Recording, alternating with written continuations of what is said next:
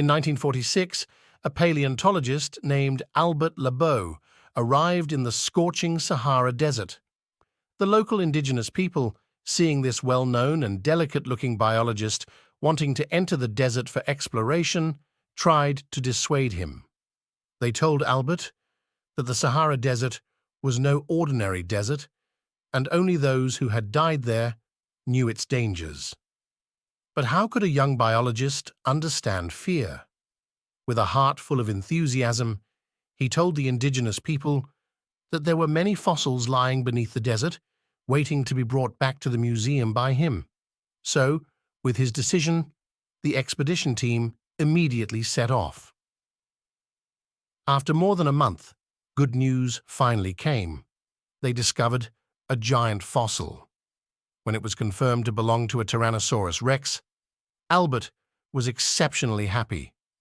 But not long after, he found something strange about this T-Rex fossil. The lower half of the T-Rex was missing, and based on the way the spine was broken, it could be inferred that it had been torn apart by tremendous force during its lifetime. Now the paleontologist couldn't laugh anymore. A horrifying question haunted Albert's mind. Could there still be prehistoric monsters in this world? Did he tear the T-Rex in half? 50 years later, also in Africa, a small village suddenly reported being attacked by unidentified creatures. Overnight, the entire village was wiped out, and this village was located next to where the T-Rex was found. So, what is the connection between these two events? The Sahara Desert is the largest desert in the world, with an area equivalent to the size of the United States. When we walk on this vast desert, it's hard to imagine that 100 million years ago it was teeming with countless life forms. However, the life at that time was not as gentle as it is now. Due to the special atmospheric environment, many giant creatures evolved to adapt. For a long time, the Earth was ruled by these giants, with the Tyrannosaurus rex being the most ferocious among them. An adult T-Rex could reach a length of up to 13 meters, with extremely developed muscles and agile movements.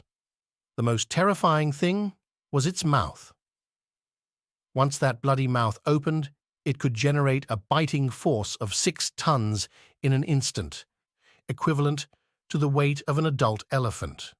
Originally, it was universally acknowledged that during the Cretaceous period, the Tyrannosaurus rex was the undisputed land ruler.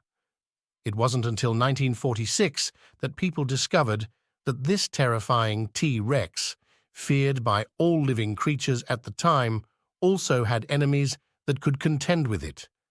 It turned out that the emperor crocodile held a special place in the ecosystem. They were equipped with a suit of armor and learned to conceal themselves in strategic hunting locations. Benefiting from evolutionary advantages, adult emperor crocodiles could grow up to 12 meters in length, comparable to the size of a bus. However, mere size wasn't sufficient in those times. They swiftly evolved nostrils that opened upwards, enabling them to remain submerged under the snow for extended periods, patiently awaiting unsuspecting prey. Upon the arrival of food, they would propel themselves out with powerful tail thrusts and employ their 132 massive teeth to clamp down on their victims with a biting force of 8 tons, nearly equivalent to that of a megalodon. Once ensnared, they refused to release their grip, often dragging their prey into the water to await suffocation. Their thick skin and scales provided formidable defense. The longest scale of a ground crocodile, as per unearthed fossils, reached up to 1 meter in length, serving as their primary defensive mechanism. Counterattacks from adversaries were akin to mere nuisances for them. With these attributes, emperor crocodiles effectively ruled the apex of the food chain. Yet, the most astonishing revelation was that within their own family, the true monarch was the terror crocodile. During hunts, aside from clamping onto prey, They executed continuous rolling maneuvers, a technique commonly referred to as the death roll. When a terror crocodile twisted its body and performed this lethal dance, it signaled the final moments for its adversary. The tremendous twisting force generated by the roll would promptly incapacitate the foe. Thus, during the dinosaur-dominated era, these two continental giants perpetually engaged in terrifying life and death struggles until over 60 million years ago, when a monumental shift occurred, prompting numerous earthly creatures to adopt clandestine lifestyles. Lake Tanganyika is a freshwater lake in Central Africa and also the second oldest lake in the world.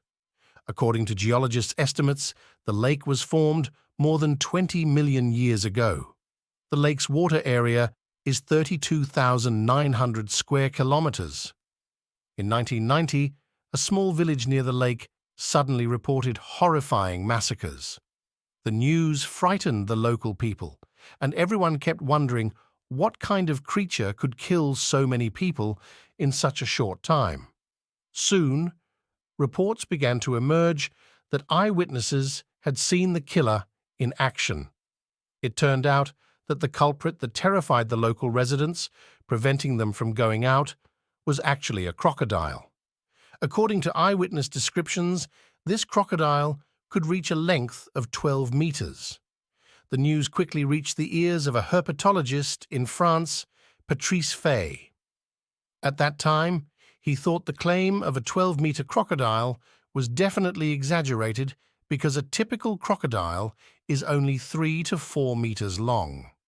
Crocodiles 12 meters long only existed in the Jurassic period 65 million years ago, and they had already been extinct. However, with the increasing number of eyewitnesses, Patrice Fay became uncertain. He began to consider that it might be time for him to go to Lake Tanganyika himself. According to Patrice Fay's investigation, since 1955, villages near Lake Tanganyika had people disappearing every now and then. But in those days, when everyone was struggling to make ends meet, occasionally losing 1 or 2 people didn't seem enough to attract attention.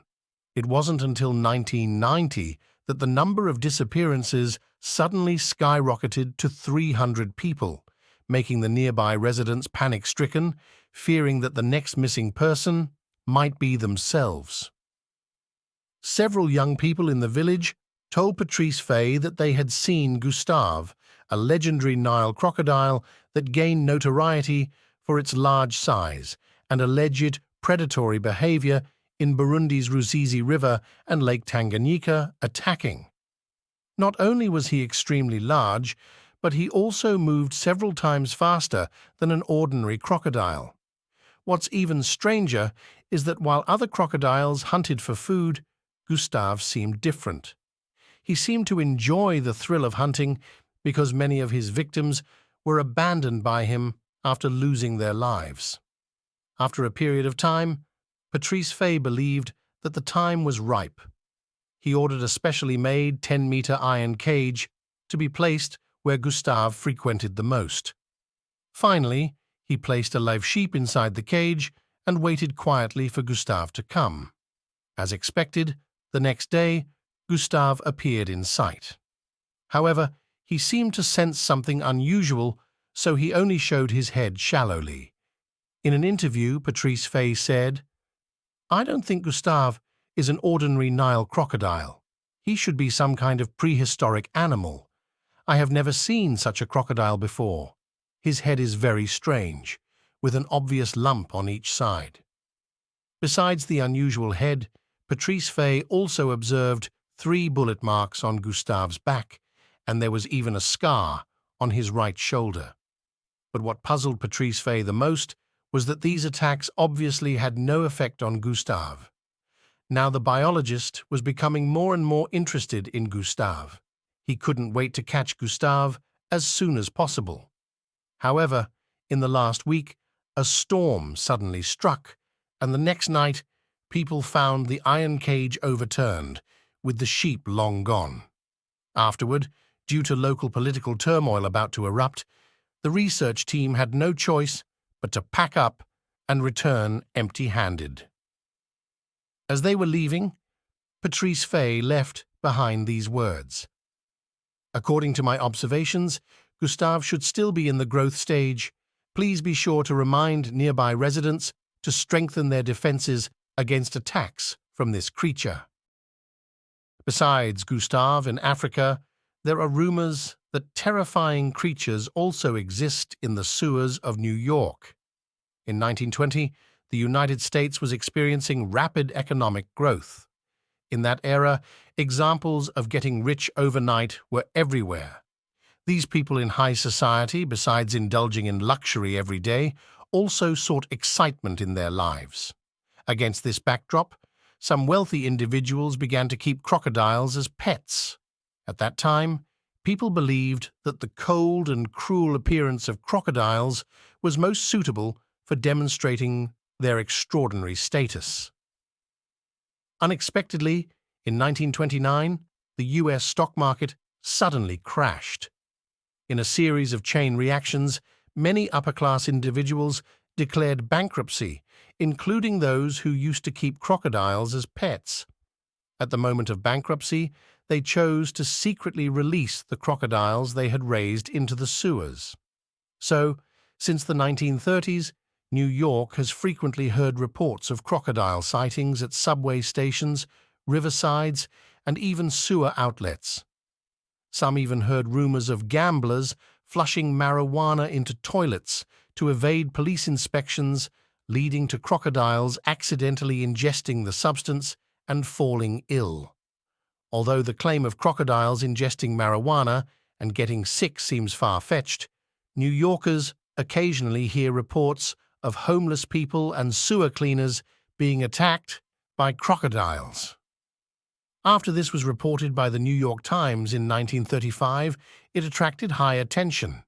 Everyone was worried about being attacked by sewer crocodiles, although many professionals came forward to debunk it, repeatedly emphasizing that crocodiles cannot survive without sunlight in their habitat, and therefore it's absolutely impossible for crocodiles to exist in the sunless sewers.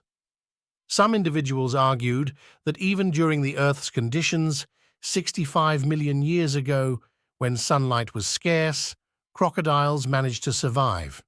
Additionally, the wastewater discharged into New York sewers contained domestic and industrial elements, maintaining a certain temperature.